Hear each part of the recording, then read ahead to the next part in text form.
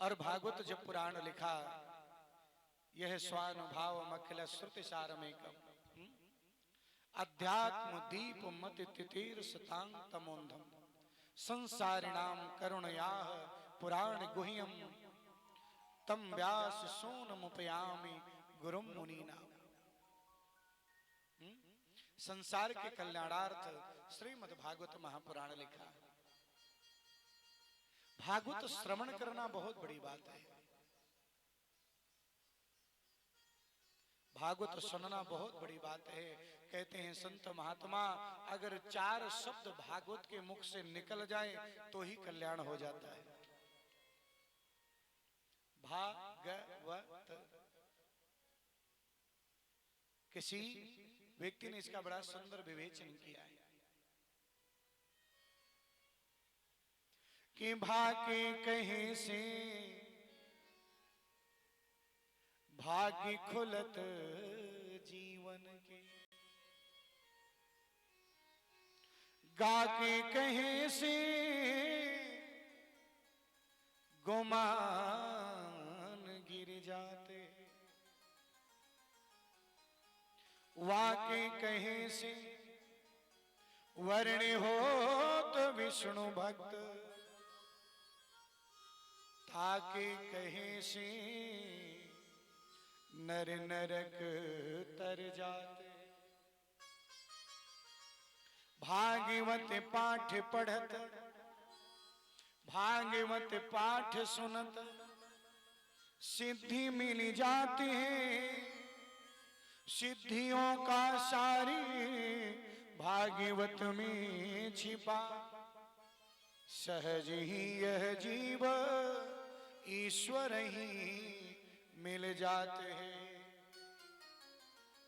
जो भागवत का पाठ करता है, भागवत सुनता है, भागवत कहता है, भगवान सबका कल्याण करते हैं। अच्छा, भागवत किसे कहते हैं? भगवता प्रोक्तम भागवत। जिस स्थान पर भगवान की कथा हो उस स्थान को भागवत कहते हैं।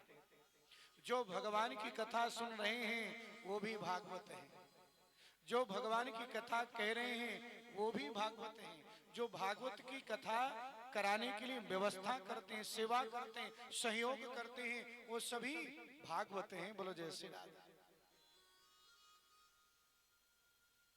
यानी ये पूरा स्थान अभी भागवत में है। यहाँ की एक रज का जो कण भी है, एक धूल का कण भी मानो आज भागवत है। बोलो जय श्री राम। जहां तक ये आवाज जा रही है, एक वृक्ष की डाली भी है, पत्ते भी हैं, वो भी आज भागवत हैं। बोलो जय श्री राधे। बोले भागवत की जहां तक आवाज जाए वो हवा भी भागवतमयी है। वहां का हर डाली, हर पत्ता, हर व्यक्ति, हर जीव एक भागवत में है। बोलो जय श्री राधे। भगवता प्रोक्तम भागवत। अच्छा, ये भागवत ज्ञान का विषय नहीं है। कोई सोच ले मैं बहुत बड़ा ज्ञानी हूं और ज्ञानी बनकर के कहने लगे या ज्ञानी बन के सुनने लगे, उसको भगवान की कृपा नहीं प्राप्त होगी। बोले भागवत किसकी है? बोले भागवत सिर्फ भक्ति की है। बोलो जय श्री राधे। कोई भी व्यक्ति जितना सरल होगा, सहज होगा, भगवान की कृपा भी उतनी ज्यादा होगी। बोलो जय श्री राधे। सहजता में और सरलता में। जो सहज और सरल नहीं है उसके जीवन में भगवान की कृपा नहीं हो पाती। बोले कितना सहज, कितना सरल। जैसी सरलता मेरी विदुरानी में थी, जैसी सरलता मां सबरी में थी। सहजता, भगवान के प्रति लगाव की भावना। ध्यान देना, मेरे गोविंद सिर्फ भाव के भूखे हैं। भगवान से कोई पूछता है, बोले आपको क्या चाहिए? भगवान एक ही शब्द बोलते हैं कि भाव का भूखा हूं मैं और भाव ही बस सारे हैं। भाव से मुझको भजे तो भाव से बेड़ा पार है।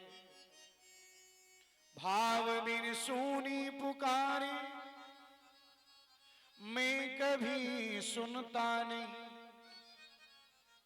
भाव पूरी तो तेरी करती मुझे लाचार। जो भाव से बुलाता है, भाव के कितने भूखे मेरे गोपाल।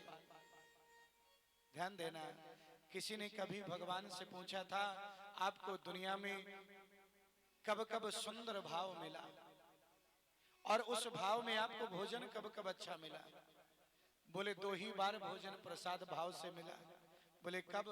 बोले एक विदुरानी के केले के छिलके और एक शबरी के जूठे बेर।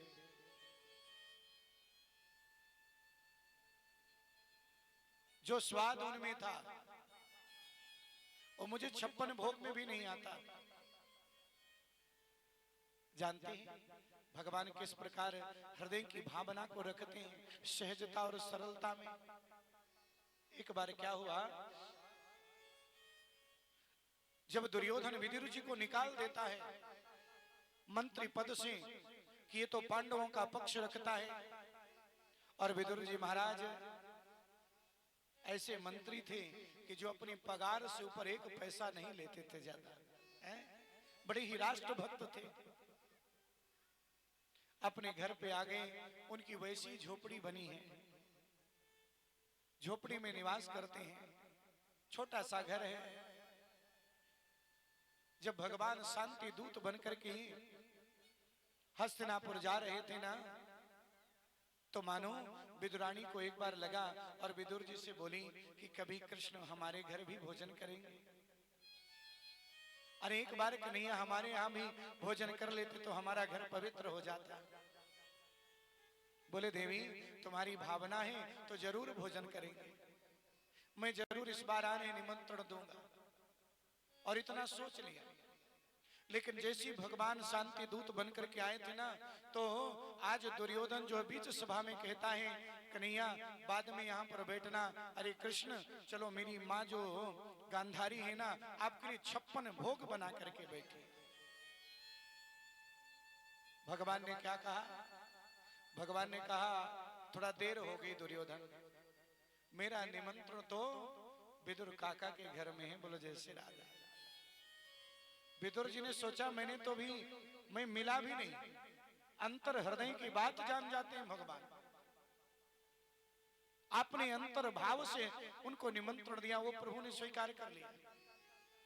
विदुर जी बीच सभा से बाहर आ गए और दौड़ करके विदुरानी से बोले देवी अरे तेरी इच्छा को भगवान ने सुन ली और तेरी इच्छा पूर्ण करने वाले हैं।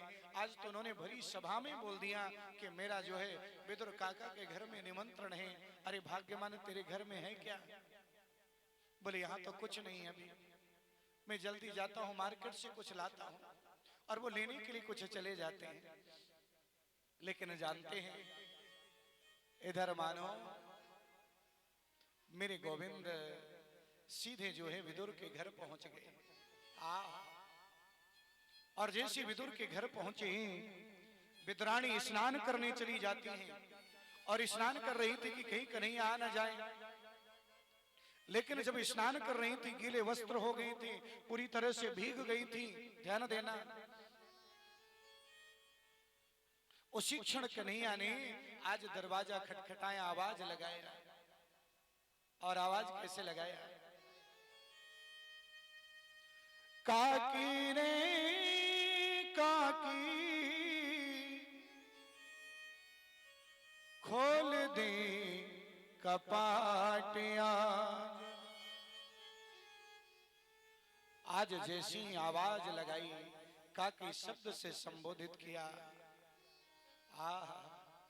विदुरानी ने जब भगवान कृष्ण की वाणी को सुना, बचन अनमोल सुनत ध्यान सो उचट गयो।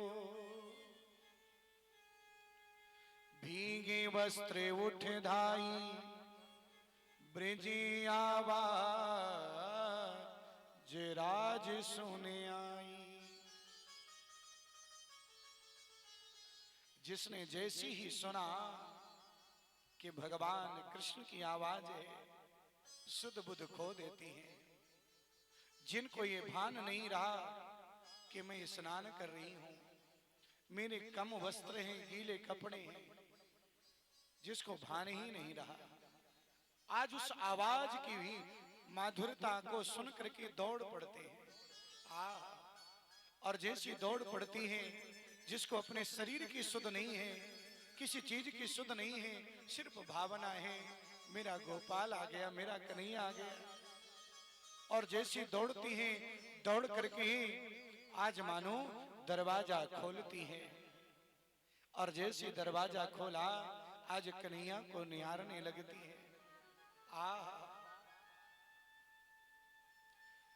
काकी के मन से प्रेम सो प्रकट भयो, गीले वस्त्र उठ धाई, द्वार पे आई गयो। और जैसी कन्हैया ने देखा,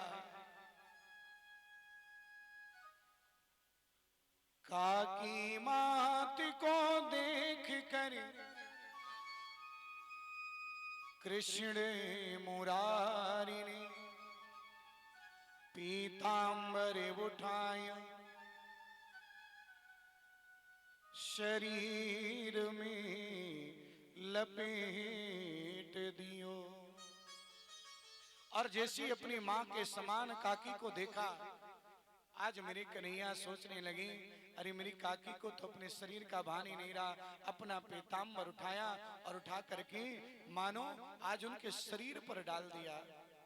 और जब शरीर पर डाला, डालने के बाद आज भगवान को एकटक देख रही है, आंखों से सुधारा बह रही है।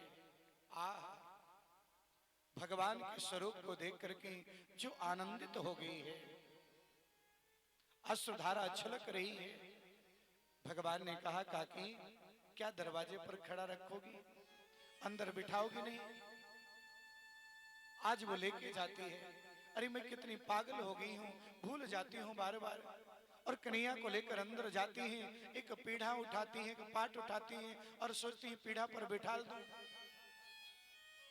कभी पीढ़ा यहाँ रखती है, फिर वहां कहती नहीं यहाँ नहीं अच्छा है, वहां बिठाऊंगी। वहां से उठाती वहां रखती है, पूरे आंगन में घुमा दिया। और एक जगह बड़ी मुश्किल से पीढ़ा रखा तो उल्टा करके रखा और कहा, कन्हैया बैठ जाओ। मेरे कन्हैया आज उस पीढ़े पर बैठ जाते हैं। सोचती है क्या खिलाऊं, दौड़ के जाती है, आंगन में केले का पेड़ लगा है, केले का पत्ता लेके आती हैं, सामने बिछा देती हैं। उसी में से केले के फल को तोड़ा और तोड़ने के बाद आज अपने हाथों से खिलाने के लिए बैठ जाती है। और सोचती क्या है, अरे भाग्य मेरे, जो भाग्य माता यशोदा को कभी मिला था, जो भाग्य कभी कौशल्या को मिला था, आज वही भाग्य मुझे मिल रहा है। जो भाग्य देवकी को था, वही भाग्य मिल रहा है मुझे कि मैं अपने हाथों से गोविंद को खिलाऊंगी। आज मानो इस भाव में इतनी भावुक हो जाती हैं कि केले के छिलके को भगवान को खिला रही हैं और केले के अंदर का जो गूदा है, फल है, उसको फेंकती जा रही हैं। बोलो जय श्री राधे। दर्जनों केले के छिलके खिला डाली और केले का गूदा फेंक डाली। और उतने में मानो विदुर जी आ गए। भगवान बड़े चाव से खा रहे हैं। विदुरानी की आंखों से अश्रुधारा बह रही है, छलक रही है। और मानो विदुर जी ने जब आकर देखा, अरे ये कैसे बैठी है, गीले कपड़ों में बैठी है, लाला को खिला भी क्या रही है तो केले के छिलके खिला रही है। अरे भाग्यमान तुम ये क्या कर रही हो, क्या खिला रही हो भगवान को? थोड़ा सा हिलाया, होश आया और जैसे देखा, देखो तुमने सारा गूदा जो था उसके अंदर का जो फल था उसको तो फेंक दिया, सिर्फ छिलके खिला रही हो। और जैसे ही देखा, आज पुनः रोने लग जाती है। अरे गोपाल, मुझसे बहुत बड़ी भूल हो गई, कोई बात नहीं, कहा कि मैं भी नहीं समझ पाया कि तुम क्या खिला रही हो। आज विदुर जी ने उसको हटाया, जाओ तुम कपड़े चेंज करके आओ, मैं खिलाता हूँ। और आज माखन मिश्री लेकर विदुर जी बैठते हैं भगवान को खिलाने के लिए। और एक ग्रास जैसे मुख में डाला, सो दूसरे ग्रास में हाथ पकड़ लिया। बोले बुरा मत मानना काका जी, जो स्वाद काकी के केले के छिलकों में था, वो स्वाद आपके इस माखन में भी नहीं है। मेरा भगवान, मेरा गोपाल तो सिर्फ भाव का भूखा है। ध्यान देना, जो भगवान के पास भाव से जाएगा, भगवान उसी पर कृपा करते हैं। कोई कोई भक्त तो यही पूछता है, हे प्रभु ये बताओ तुम्हारे पास आना कैसे है, तुम्हें खिलाना कैसे है, तुम्हारे पास आऊं तो आऊं, मैं कैसे आऊं। बड़ा सुंदर भाव है। और एक भक्त तो कहता है, हे प्रभु मुझे बता